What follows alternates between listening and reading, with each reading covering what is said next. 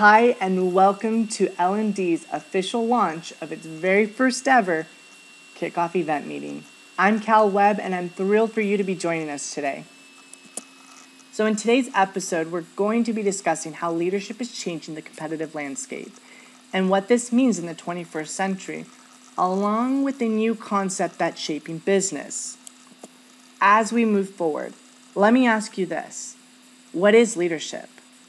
Is it an individual who's fair, who's striving for you to be your very best? Do you think it's a person who has a title, like the CEO, manager, or supervisor? Or maybe you're thinking it's more than that. And if you're thinking that, you're absolutely right. Here's leading expert Rosalind Torres on what leadership looks like in the 21st century.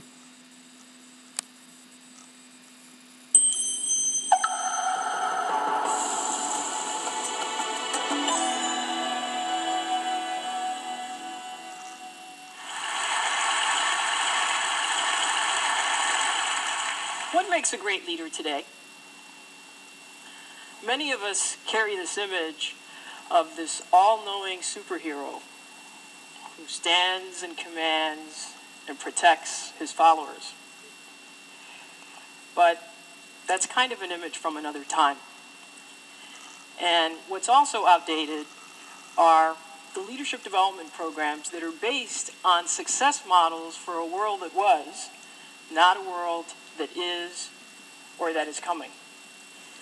We conducted a study of 4,000 companies, and we asked them, let's see the effectiveness of your leadership development programs. 58% of the companies cited significant talent gaps for critical leadership roles. That means that despite corporate training programs, off-sites, assessments, coaching, all of these things, more than half the companies had failed to grow enough great leaders. You may be asking yourself, is my company helping me to prepare to be a great 21st century leader? The odds are probably not. Now, I've spent 25 years of my professional life observing what makes great leaders. I've worked inside Fortune 500 companies, I've advised over 200 CEOs, and I've cultivated more leadership pipelines than you can imagine. But a few years ago, I noticed a disturbing trend in leadership preparation. I noticed that despite all the efforts, there were familiar stories that kept resurfacing about individuals. One story was about Chris, a high-potential superstar leader who moves to a new unit and fails, destroying unrecoverable value. And then there were stories like Sydney, the CEO, who's so frustrated because her company is cited as best company for leaders, but only one of the top 50 leaders is equipped to lead their crucial initiatives. And then there were stories like the senior leadership team of a once thriving business that's surprised by a market shift finds itself having to force the company to reduce its size in half or go out of business. Now, these recurring stories cause me to ask two questions. Why are the leadership gaps widening when there's so much more investment in leadership development? And what are the great leaders doing distinctly different to thrive and grow? One of the things that I did is I was so consumed by these questions and also frustrated by those stories that I left my job so that I could study this full time. And I took a year to travel to different parts of the world to learn about effective and ineffective leadership practices in companies, countries, and nonprofit organizations. And so I did things like travel to South Africa, where I had an opportunity to understand how Nelson Mandela was ahead of his time in anticipating and navigating his political, social, and economic context. I also met a number of nonprofit leaders who, despite very limited financial resources, were making a huge impact in the world, often bringing together seeming adversaries. And I spent countless hours in presidential libraries, trying to understand how the environment had shaped the leaders, the moves that they made, and then the impact of those moves beyond their tenure. And then when I returned to work full-time in this role, I joined with wonderful colleagues who were also interested in these questions. Now, from all this, I distilled the characteristics of leaders who are thriving and what they do differently, and then I also distilled the preparation practices that enable people to grow to their potential. I want to share some of this with you now.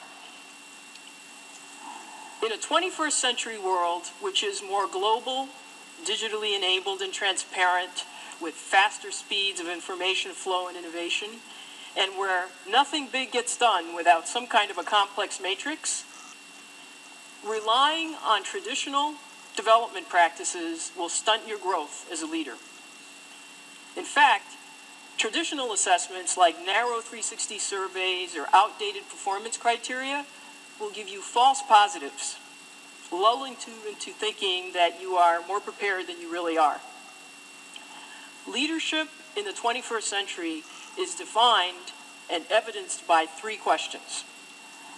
Where are you looking to anticipate the next change to your business model or your life? The answer to this question is on your calendar. Who are you spending time with? On what topics? Where are you traveling? What are you reading? And then how are you distilling this into understanding potential discontinuities?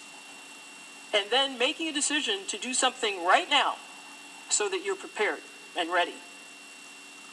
There's a leadership team that does a practice where they bring together each member collecting, here are trends that impact me, here are trends that impact another team member, and they share these and then make decisions to course correct a strategy or to anticipate a new move.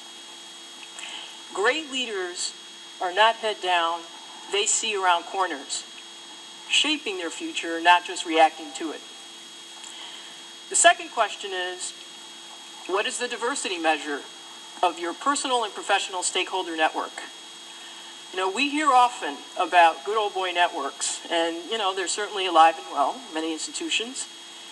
But to some extent, we all have a network of people that we're comfortable with. So this question is about your capacity to develop relationships with people that are very different than you. And those differences can be biological, physical, functional, political, cultural, socioeconomic. And yet, despite all these differences, they connect with you and they trust you enough to cooperate with you in achieving a shared goal.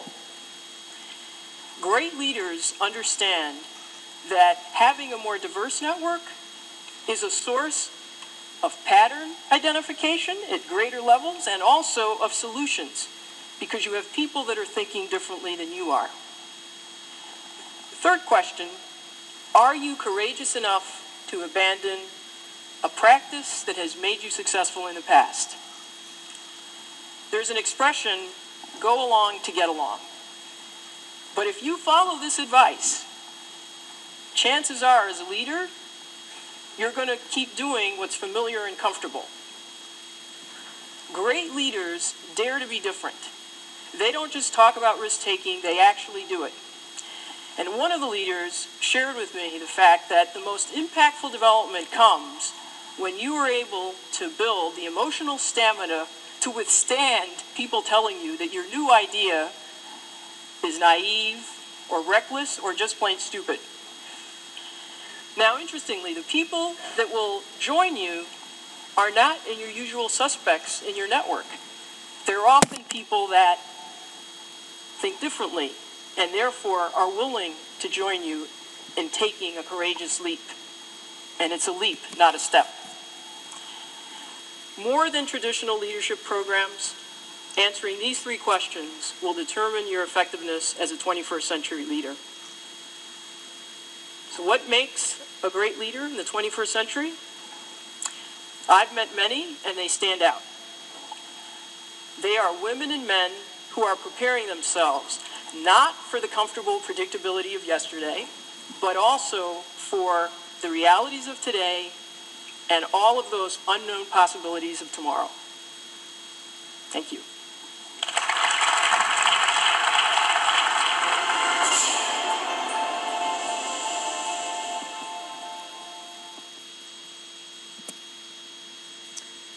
So what an inspiring video, right?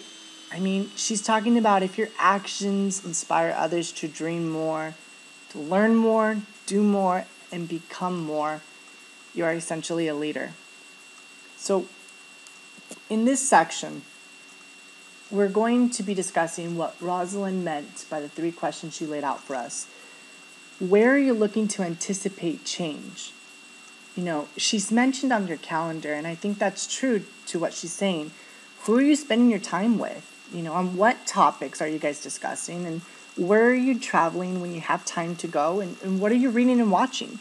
I mean, I learned so much information just by watching Hulu. It's crazy. I get into an episode like How to Get Away with Murder, and the way that, some of the main characters persuade themselves or speak or communicate is really effective. And they're essentially somewhat leaders in some of their roles that they do play. You know, and it's what happens is it's how you're interpreting that information that really makes you understand what's different. And so are you realizing opportunities to adapt to change and grow personally? Now, if you're taking that information, then you're preparing yourself to anticipate change. So the second question is, how diverse are you with others?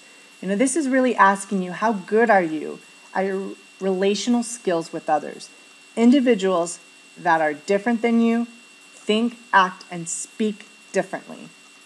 So it's people, like she's saying, different backgrounds, different cultures, different ideas, different family outlooks. So despite all those differences, and they're able to connect with you and trust you enough to cooperate in that shared achieved goal that she was talking about, you know, that's what's going to make you stand out. And that's creating great leaders that understand having a more diverse network is a source of pattern identification and solution. So when you're getting all these different ideas than yours, it's actually preparing yourself for looking at things differently and strategizing with those people that are different than you, but also trust in your ideas and thoughts just as much as you trust in theirs.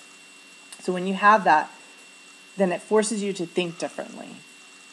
And then the third question is, and honestly, this one I really, really think about quite often, and I'm sure you guys do too, is, you know, all the skills that made you what you are today and made you successful, you have to realize that in order to keep growing, you have to abandon what's comfortable to you.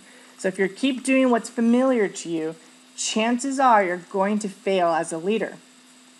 Now, I have a quick story, and because it kind of speaks on this question. About a year ago, since I was 16 years old, and then I just barely quit this job, but I had a job that allowed me to manage and lead a team and reach sales goals, and I was managing a stores. And this brand, we would impact, 15 to 25-year-olds as far as what they're looking for in clothing. Anyways, it was a global brand.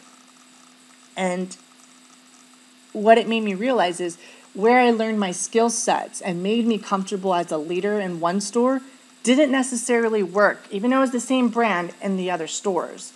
So what I realized was, depending on the top leader of that store, and I was coming in to help that leader, I noticed that those associates were very much integrated with that person's outlook. So even though what made me successful at my home store as a manager didn't necessarily work in that store, and so I had to adapt to their way of thinking, their way of changes, because what I was doing was maybe working 50% of the time, but wasn't effective enough to reach what they were asking for in that store.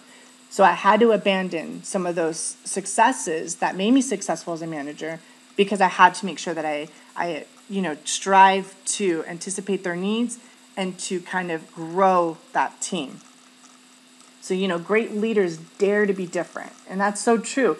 They don't just talk about risk-taking, they actually do it. It's your will as a leader to push yourself past others that say, your new idea is stupid or won't work, because you see that potential, and you're never going to be able to reach a goal unless you try. So the trick to be successful is that you're going to have to start looking at different networks. And that's what's amazing is, you built your network that made you successful today, but tomorrow, to even grow, you're going to have to realize that there will be fresh faces, not from your usual networks, but people willing to follow you because you have this different shared goal. So what makes you a great leader? Well, it's an individual who prepares themselves, not for the comfort or predictability of yesterday, but for the realization of today, and also for all the unknowns of tomorrow. This is what's going to set you up for success for being leader today. So it comes down to, what is L&D? What is leadership and development? Well, L&D is about leadership opportunity, the unforeseen stories and events that every entrepreneur dreams of. We all strive for something. L&D strives to encourage every member to reach for something new, something challenging, and always unordinary. We believe by expanding members' ideas of business, we can change the way leadership is displayed throughout the community. And we're all about the movement. The real question is, how are you going to impact it? So here's the L&D team. This is who makes up all of us here on this club and this organization here on campus at Arizona State. And these people all have their backgrounds and stories. And the neat thing is, the top three, Sammy, Shalene, and myself, Cal, and of course my dog Spud, we all had this common idea and strategy, and we would come together on the weekend. So Sammy introduced me to Shalene. They were good friends, and I was their next door neighbor to Sammy, so we would get together on like a Friday night, drink a glass of wine, and just talk about our futures and our career goals and where we see ourselves, in a year or two. And we would always surround ourselves by this idea of leadership and how it controls, so much of who we are and what we think and our career aspirations. So the real awesome part about this team was that we're all from different backgrounds. Like Rosalind was saying, Sammy, she's actually from China. Shalene's actually from India. And of course you have me, who's here in the States, but we all had our collective ideas of what made a successful leader. So we would talk about that concept all the time. And Melanie, she was such a great resource. She was actually my academic specialist. And so I would reach out to her and I would tell her my career goals, and I would tell her how much leadership, displays in so many things that we do, and that I saw her as a great ally and a great support network, especially through ASU, that I wanted this team to be intact. Well, unfortunately, last semester, both Sammy and Shalene both graduated. So they went back. Shalene went back home, and Sammy just got married, so she moved with her husband to California. So I do miss them. So it's just me and Spud and Melanie, but we're all here to support you. All of us have Facebook connections, so, you can reach out to us anytime and ask any questions, obviously. But definitely you'll see Melanie every now and then at our club events and meetings. So just say hello to her. She's a great resource. She's fun and very supportive.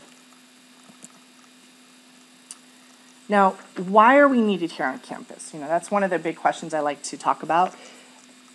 The world needs more innovative leaders when it comes down to it. Individuals who display their own way of thinking and who understand at any point in time how to communicate their message with a clear purpose, effectively empowering and motivating a team that is capable of performing change no matter where they are. L&D will bring top experts in numerous industries to inspire members about topics of importance in today's markets. We want to make sure that every member who comes through our association has credible exposure to the realities of business and how they can develop and adapt to create a better way of leading others. But the real thing is, we don't just stop there. We also created an opportunity that allows members to create their own businesses within community commons to emphasize real hands-on experience. So this is the essence of this new business concept that's playing into our market as of right now. So it's a new breed of business that is emerging. It combines content, community, and commerce to dramatically improve the customer discovery and shopping experience. So consumers rely on 3 factors when they make their purchasing decisions, and here's the opportunity. So content, community, and commerce. So content is for inspiration and information, community for social validation and recommendations, and commerce for making the purchase. Today, the landscape of business serves all these needs from every manageable angle and from millions of fragmented sources. This results in a lengthy and frustrating experience for the consumer, amplified by mass adoption of web and mobile. Consumers are increasingly demanding seamless integration experiences that combine these 3 C's. So I have a short little video with an expert named Blake. He's going to talk about what community commerce is, how it's shaping, our business forms today, and what these shared goals are with others. So without further ado, let's play. People are asking me, Blake, what is collaborative consumption, and how do I get involved in community commerce that can be beneficial to me? How does collaborative consumption work? How do they get involved? What do they do? How hard is it? So I'm going to explain it to you in the simplest terms that I know how, and to help you get it on your intellectual radar. Well, the first thing that usually happens is that you realize, or you can relate to the aspect of the fact that you've taken a look at your life and you've realized or had the realization that the things you've been doing up to this point in your life have not produced the time, energy, resources, or income that you were hoping that they would. That there's something still left in your future that you would really like to achieve, but you also know and are clear about the fact that what you're doing is not getting you closer to that goal. So you can relate to other folks on the team who have the same feeling. The second thing that you're going to do is you're going to automate, okay? And you're going to start to automate a process that moves you closer towards those aspirations, goals, and dreams that you have. And in automation, usually when it comes to community commerce and collaborative consumption, you're usually going to be auto-shipping a particular product or service to your home month after month after month, so you can become an expert in that product or service, and so that you have no problem talking about it, feeling good about it, recommending it, and doing the things that we do anyway. Whenever we get to a good restaurant or a good service, we usually tell somebody about it, and that's in essence the idea of automating, okay? Now, the third thing that you're going to do is you are going to delegate. And what I mean by delegating is you are going to trust me, who's invited you out to learn about this, with helping you create what I like to call in my marketing world a brand strategy. And what we're really going to do is we're going to brainstorm a winning process that is going to help you move closer and closer and closer in a stair-steps, gradual way towards achieving the goal that you have for getting involved in community commerce, whether it's something for your own life, something for your family's future, something for your retirement resources, or something more philanthropic, something bigger than yourself, to do good in the world, to do good in the community. And we're going to you're going to delegate and allow me to help you to make that strategy work. All right, the fourth thing you're going to do is you are going to activate. Now, in order to activate your community commerce project, you're going to be thinking about 3 to 5 people that you already know, like, trust in your life that you think, gosh, I would really like to spend more time with that person, and I bet you they have a few goals, talents, skills that they could lend to this project. And so you're going to invite them out to come with you. You're going to probably pick them up to go to a particular educational event where they're going to find out the exact details about how this particular community commerce and collaborative consumption project works. Okay? Now, the fifth thing that you're going to do is you're actually going to repeat this process. Because the reality is, our number one responsibility in any community commerce project, in any collaborative consumption project, is developing and maintaining long-term relationships in our life and in this project. So that means that you need a disciplined and duplicatable process that you can manage within the constructs of the rest of your life. And so you're going to find a way, and we're going to teach you a way, a system actually, a blueprint, if you will, for repeating this process. Okay? That's how collaborative consumption works. It's that simple. You're going to relate to other people in the project who feel kind of like you, and that they're not quite getting and they haven't quite achieved what they wanted to achieve yet, and they know that where they're at and what they're doing isn't going to do it for them, and they realize they need something else. Then they're going to automate themselves and start to automate the process of moving closer and closer, month after month, towards the dream that they really have. Then they're going to delegate. They're going to allow other people, myself, and perhaps one of my team leaders, to help them to build a strategy that works specific to them. Then they're going to activate by starting to invite people to become involved in this project. And then finally, they're going to create a repeatable system that they can do within the time management and the limitations, the responsibilities, the accountabilities that they already have going on in their life to make this system work. This is not a fast, short-term project. This is kind of a gradual, long-term relationship that we're building here. And in doing so, that's where the power comes in.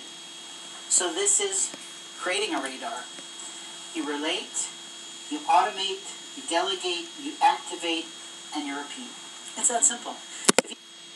Alrighty, so we don't necessarily need to hear the rest of that, but you get the idea. I wanted to give you a taste of what community commons is all about. It's a neat way to kind of just look at business and get some practice. I mean, this is all about your time as a student, so you can kind of realize your potential as you graduate. So these are going to give you the skill sets, a real hands-on experience here at ASU. So again, community commons is a relationship-built strategy process in business that allows an individual to conduct transactions with others with whom they know. So, I like to kind of give a little bit of an example here.